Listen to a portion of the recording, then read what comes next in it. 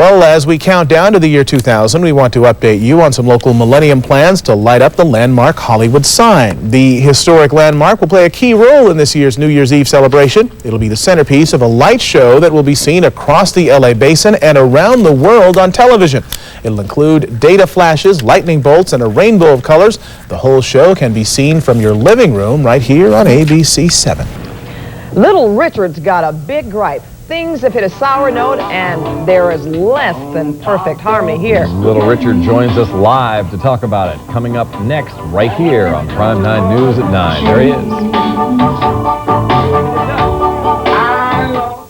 is. Listen, congratulations to you, first of all. Yes. And this certainly is an honor, but why is it so important that you receive it on stage? Well, let me clear something first. Okay. I heard the promo saying that CBS will not give me a chance to speak. That is not true. CBS don't have anything to do with it. It's the Recording Academy that is not allowing me to speak. It's important for me to get it on the stage because I've been in show business 55 years. And the Lifetime Achievement Award is the crowning of your career to me. And for you to give it to me in a back room or in a dining room or in a restaurant, to me is no respect. I am the innovator, I am the emancipator, I am the originator, I'm the architect of rock and roll. Now, as the originator, one of the problems, I guess, as it stands here, is that you did not receive a Grammy Award throughout the course of your early career particularly, right? Ain't nobody never gave me nothing. And so the Lifetime Achievement Award is peculiar in that here it comes for this body of work, and yet you never did receive a single individual one. And that's right, and you're not going to let me receive it before my peers and before my fans and before the world. So I can say thank you, so I can show my appreciation, you know, and you're going to silence me, going to keep me on the side. To me, that's very disrespectful. You know, I am an innovator. You understand? A lot of artists came from me. The Beatles, James Brown, sure. Mick Jagger toured with me on his first time, Joe Tex, Jimi Hendrix, my guitar player, David Bowie, Elton John, Bob Dylan. It just, the whole, and you're going to put me in the kitchen. Well, you know I've been cooking all this food and you're giving the waiters all the credit. Oh. Well, Little Richard, have you spoken to anyone at the National Association of Recording Arts and Sciences? And is there a possibility they will change their mind? They told me case was closed. When I called out there, the only way I found out about this, I was calling for some tickets. And the lady told me I wanted 16 or 17 tickets for my family. My brothers have been to the Grammy Awards before with me, but my sisters have never been in their lives. And I wanted tickets for them to come to witness me receive this award. And the lady told me, she said, well, you don't need all these tickets. She said, because they claimed they didn't have any tickets for me. You could only get 2 or just a few or whatever. And she says, you're not getting your award on stage. I said, what?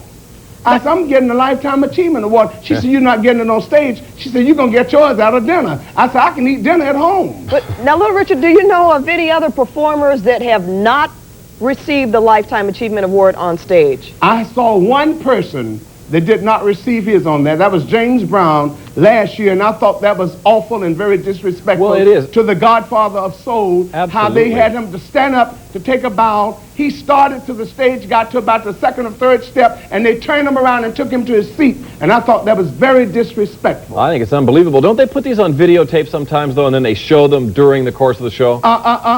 They're not talking about video on this one. They have nobody told me about that. Now, quickly, they're going to show a clip of you, of your past, a clip. You heard what I said, a clip. I'm not talking about no 4 minutes or no 10 minutes or nothing like that. And you can't depend on that. This thing would have slipped up on me and I wouldn't have knew anything about it if I hadn't called about those tickets. And I would have been very shocked and disturbed. Now, you know something, Little Richard, I remember last year you even took them to task on the air when you said, well, I've never received the Grammy. Do you think that could have something to do with this? No, because I told the truth. Okay. You know, the truth should set you free. Yeah, they never gave me nothing. Well, you know what? Like they're trying not to give me nothing this time. Well, Little Richard, you know, I want my people to see me. I want to be able to say thank you to all the people that voted for me. I want to show my appreciation to everybody. And you know, and you're going to silence me? They're afraid because I'm outspoken that I'm going to say something? Well, Little Richard, I'm 60 years old. I got good sense. Yes, you do, sir. And you know what? Our viewers appreciate you being on the air so much and speaking to us tonight. And I want to know if you would do us a little favor and just grace us with one sentence. I don't know if that's proper in music, but One chorus, I one guess. chorus of Good Golly, Miss Molly. I mean, we want to hear you. You mind doing that for us? Oh my God, with no music. Yes, sir. Oh, with no music. That's experience. You know what I wanted to ask you? Was your daddy named Rudy Harvey? No, sir. Oh, I've been worried about that ever since I saw you. No, his name is- I believe I know that girl. No, Miss Little Richard, my father's name is Voorhees Harvey, but Oh, God bless him. You know, woo! There it is. Miss Molly. You know, I'm hoarse. I can't really get it Hey, out. that's like I'm not bad. supposed to. that was 60 years pretty old? good. But I want all of my friends to know that you can call into Naris 849-1313 and tell Mike Green to let Little Richard speak. All right, you got a lot of people Because on your I side. love you. You got a lot of people on And your I side. want to Little thank Richard. Channel 9 for being so sweet to me. And Miss Harvey, I love you. I watch you all the time. And you too, brother. Thank you. Well, it's great to hear that. Thanks, Little Thanks Richard. a lot, Little We'll have you Richard. back anytime. After a stormy, highly publicized romance and marriage, actress Shannon Doherty has filed for divorce from her husband, Ashley Hamilton. The couple has been married for 5 months. Doherty, who gained fame in her starring role in Beverly Hills 90210, cited irreconcilable differences as the reason for the divorce. The petition states she and Hamilton, who starred in Beethoven's Second, have been separated since February 23rd. Doherty has also asked that she not be required to pay alimony. Clint Eastwood will be honored with the Irving G. Thalberg Memorial Award at the Academy Awards presentation on March 27th. Eastwood will be the 32nd recipient of the prestigious award. It recognizes creative producers whose works reflect a consistently high quality of motion picture production. Eastwood has produced 30 films, including the 1992 Oscar winner, Unforgiven. Live in Southern California, this is Channel 4 News at 5:30. You were looking at the media crush Heidi Fleiss face when she was the hottest story in town. Remember that?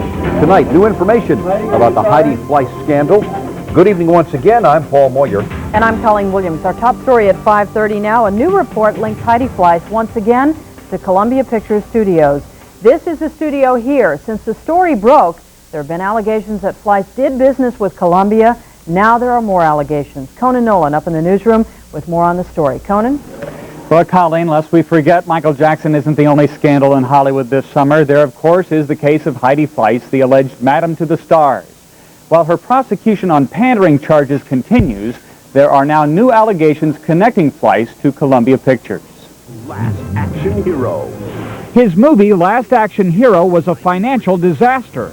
But these days, it's a good bet that producer Steve Roth is less concerned about the blockbuster that wasn't than he is on a much different tale soon coming to a local newsstand near you. A story which links the Columbia movie producer with alleged Hollywood madam Heidi Fleiss. He is very upset that for whatever reason he's being scapegoated in this situation, and it just isn't true, and it's not appropriate. In an issue coming out later this month, Us Magazine ties Heidi Fleiss and her former boyfriend, Yvonne Naj, with actors and Columbia Picture executives who allegedly paid for the services of high-priced call girls. Among the evidence cited in the story is a check reportedly given to Fleiss by Roth for $1,200. The magazine implies the money is from Roth's production company and is part of an extensive web connecting the Hollywood studio with Fleiss and her alleged call girl ring. But Roth's attorney, Howard Barron, says Roth never met or dealt with Heidi Fleiss or anyone connected with the woman. As for the check, We've seen the face of the alleged check. It clearly is not made out to Heidi, but rather made out to cash. I am advised that that check is on a closed account. It was returned because of a suspicious signature as well by the bank. Mr. Roth has no idea how she ever got that check or, in fact, who prepared that check. the Us Magazine article claims some of Heidi's girls were auditioned for Last Action Hero and some ended up as extras in the movie, and that Columbia is now conducting an investigation, both of which have been denied by the studio, and Attorney Barron's claims there is no investigation. Is your client being framed here? We believe he is. We believe there are others with motives, perhaps to deflect heat from themselves. Now, Attorney Barron says he's been told by studio attorneys, again, there is no investigation by Columbia into Stephen Roth, a point the Us Magazine article seems to validate, saying that Columbia is spending more time trying to stop news leaks than in investigating any ties between Heidi Fleiss and movie executives. Paul Colleen. Live in Southern California, this is Channel 4 News at 6. Again, from all appearances, back in form. He gave the crowd in Singapore what was described as an explosive performance. Back here in Southern California, the conflict over the Jackson investigation is also heating up. Good evening, I'm Jess Marlowe. And I'm Wendy Takuda. Our top story at 6, another new twist in the criminal investigation involving Michael Jackson. Late this afternoon, Jackson's attorney, Howard Weitzman, called a news conference to release a tape recording involving Anthony Pellicano, Jackson's private investigator. The two men say the recording proves that someone was out to extort money from Michael Jackson. The Jackson camp claims the extortion involves money for movie deals. And meanwhile in Singapore, Jackson is back on stage, continuing his Far East concert tour. Our Patrick Healy is in Century City right now with a live report on these latest developments. Patrick. Wendy and Jess, this is the tape of the conversation released by Jackson's people. However, it is not at all clear that the tape proves all that Jackson's representatives contend, as they have for 9 days now, that the allegation against Michael Jackson arose out of an extortion attempt. Today, they attempted to bolster that here in Century City, playing the tape, which was apparently secretly recorded on August 17, the same day authorities were notified of the abuse allegation. Hello? Hi, Barry. How are you? Hi, Anthony. How are you? Good. The tape was released by Jackson attorney Howard Weitzman and security representative Anthony Pellicano. It appears to be a phone conversation between Pellicano and Barry Rothman, the former attorney for the father of the boy accusing Jackson. Well, then make me a better offer. Make me a better offer. That's the bottom line. Let's be direct. You're a direct guy. A better offer is more is more than one project. That's a better offer. Jackson's representatives have contended the boy's father wanted $20 million to stay quiet, that Pellicano offered a $350,000 movie development deal to trap the extortionist. On the tape, the $350,000 offer is rejected. Also on the tape, there is discussion of the child, but no direct connection is made to hush money. There is reference to how the movie development deal would let the father get closer to his son. In a tape of Now, Rothman and the father are not commenting about this, and if there is any documentation that the father ever said he would stay quiet in return for money, Jackson's representatives have yet to release that. Live in Century City, Patrick Healy, Channel 4 News. Back to you. Thanks, Patrick. Not surprisingly, the Michael Jackson story has captured the attention of the entire world. Headlines everywhere shouting 13-year-old boy claims Jackson abused him. And the cameras follow Michael Jackson everywhere. They also follow his attorney, his family, and his friends. The media, the message. It is a daily fact of life in the Jackson case. Conan Nolan's in the newsroom with that part of the story. Conan? Well, Jess, the criminal investigation of Michael Jackson may or may not end up in court, but victory in the court of public opinion is up for grabs. It has been 9 days since the story first broke, and if you think the news media has wavered in its interest in the Michael Jackson story, well, this should set the record straight.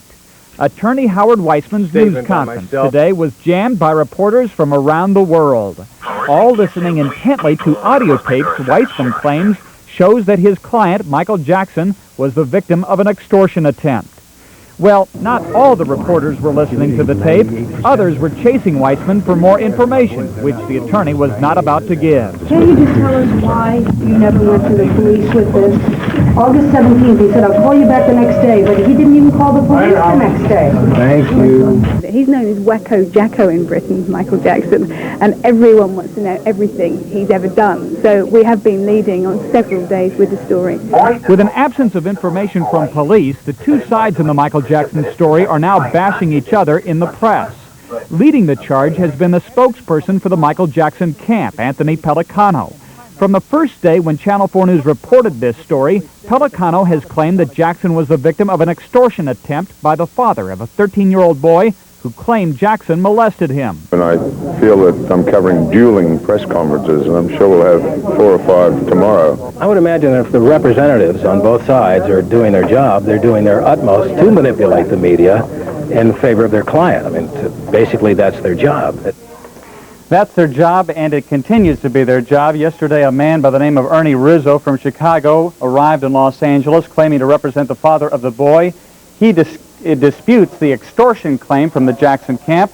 He also tried to discredit Anthony Pellicano. He may have a news conference, well, who knows when. Conan Nolan reporting live in the newsroom. Back to you.